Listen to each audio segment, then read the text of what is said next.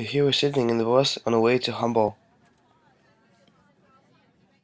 And here we arrived to Reeperbahn. Here talks Anna about our program for the week. It's night in Hamburg and we're going around in the streets in Reeperbahn and just enjoy the night. Here we're sitting on a water pipe bar. Here we're in Ballenstadt and look at all the old things they have from the history.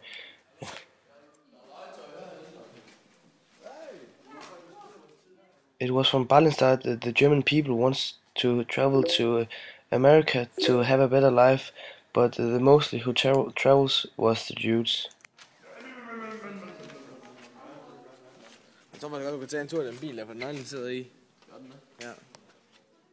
And we see a little bit about America and where they travel to.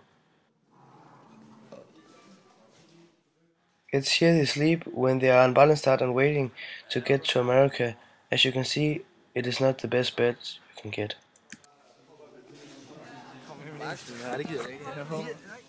And here we are sitting in the bus driving to the city to a sightseeing in Hamburg.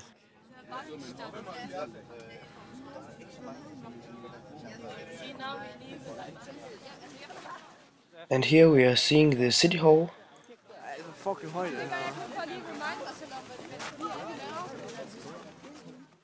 And our tour guide is talking about Hamburg.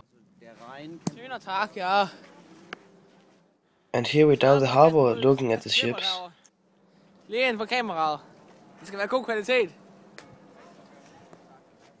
And here we're on a sightseeing on a little ship. The day comes when we are going home and we are pack all our stuff and is ready to take the travel home to Denmark again.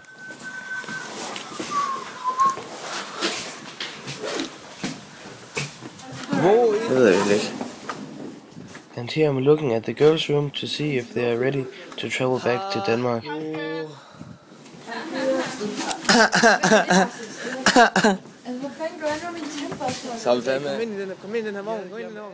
Before we're going back to Denmark, we are going to the Haraldsvag Stadium to have a little sightseeing before we are going back to Denmark. Here we're sitting outside the Haraldsvag Stadium and the mostly of us is very tired. This is our sightseeing in the Haraldsvag Stadium, where we are looking over the field. Here's a little clip where Anna is trying to get the ball into a little hole in the wall.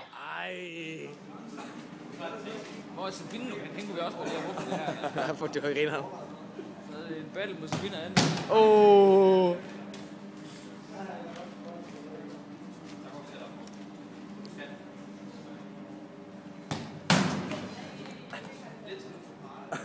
Den vil bare igen.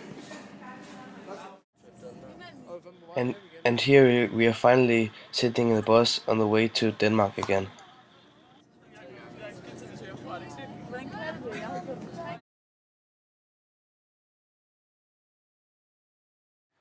My 5 push factors is, for the first, youth pursuit, the second is political issues, and there is also the war. The fourth one is democratic revolution, and the last one is to get a better life. And my 5 pull factors is, the first, a pursuit of happiness and to get a better life. The third is to have a new land with a new start and to have better chances to get a better life. Little Germany is a place where the German people often travel to. It's a place in Lower East Side Manhattan in New York.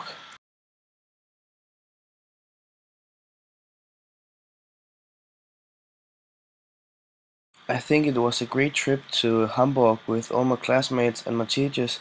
We have a nice trip and I enjoyed it a lot. We saw the most of the city on a sightseeing and we are going into Reeperbahn at the night just to look at all what's happening in Germany at night time. I think it was a good trip and I enjoyed it a lot.